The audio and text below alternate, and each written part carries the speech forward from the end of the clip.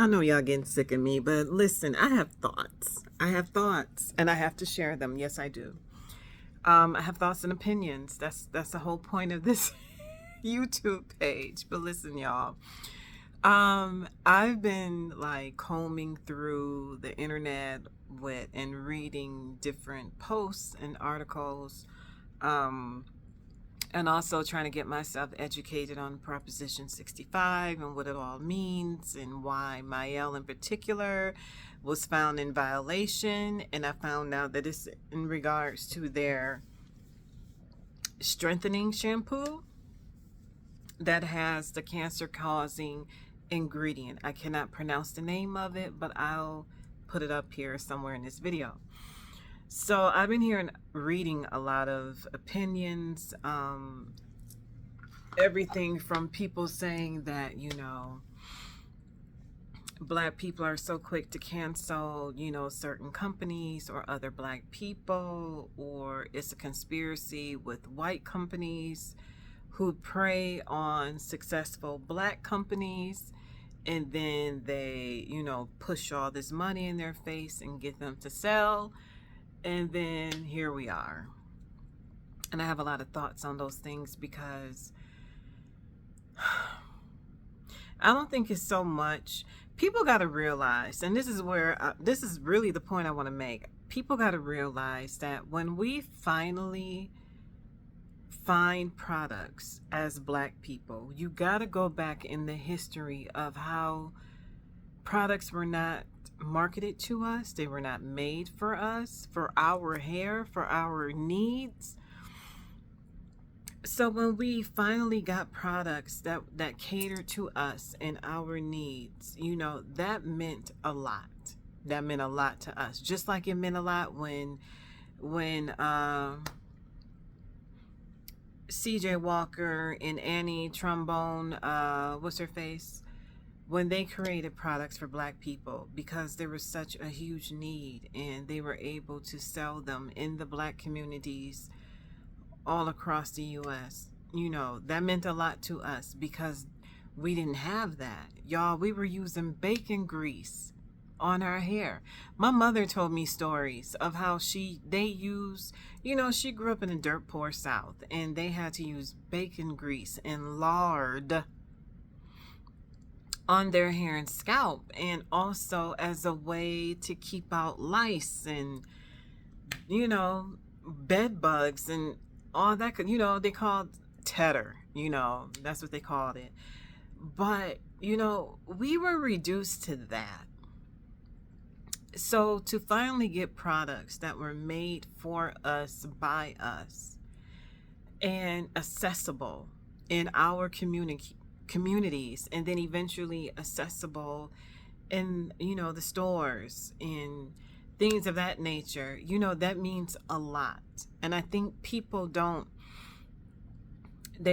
really understand what it means and how it makes us feel and how it affects us when these products are tampered with, when they're watered down, when they're no longer made for our hair, because the corporations get involved and they want that dollar to stretch, and they want these products that were made for us, that work for our hair, they now want them to work for everybody's hair. They want white people to be able to use it too.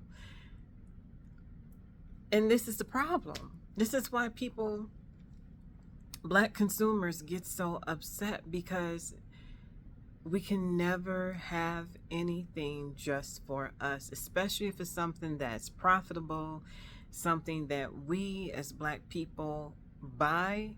We will spend our money, we will spend our hard dollars on products for our hair. And so time after time, I'm like, I feel the frustration and the anger from black consumers, because every time we turn around, Shea Moisture, Carol's Daughter, the list goes on and on. Now Mielle, and I know I'm missing a few, who've sold to the bigger companies so they could scale up, as they say, so they could be more profitable, so they can get their products in other countries and other spaces and places that they didn't have access to before. So while I get that thought process, it still sucks for us. And I feel like they're playing in our faces when they say, the formula didn't change. I'm watching it myself. I'm there. They promised me they would never mess with the formula and all this good stuff, y'all. And it just takes me back to what I've been saying for a very long time on my blog page, my YouTube page, which is we need to go back to basics. And I saw a funny comment. I can't remember if it was on Instagram. It might have been on Instagram, where somebody said we need to go back to basics and just go back to using Blue Magic. It only costs $2. Y'all, that made me cackle so much last night. I laughed because it's kind of true. It's kind of true. Like, going back to basics, and I don't mean like using bacon grease or lard on our hair, but y'all, if you do the research and if you really look up and research how to make your own hair stuff, your own hair butter, hair oil, hair grease, whatever it is that you want to put on your hair, whatever it is that you feel your hair needs, you can make it yourself. And you will know exactly what you're putting on your hair and scalp. YouTube, y'all. YouTube, Google, there's 1,000,001 recipes. There's so many DIY videos, so many, just like I said, recipes of how to make this stuff yourself. And I think we truly need to get back to that, because I don't think we're gonna find many companies, black-owned companies, that's successful, that's gonna stay black-owned, who won't sell. You know what I mean? And if you feel like that's what you have to do, okay, fine. That's more power to you.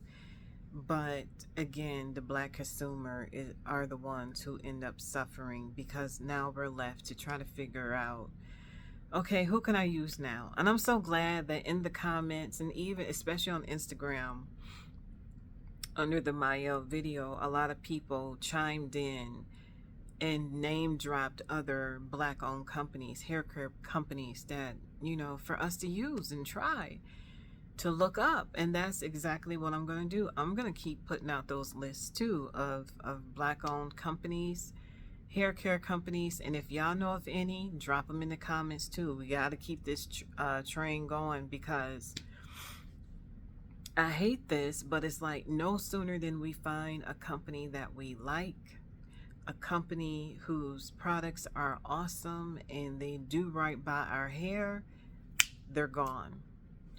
Or the formula changed, and it just does not work right for our hair no more. And this is a thing. It is a problem. And I think we need to really cut the consumer some slack when we complain, because,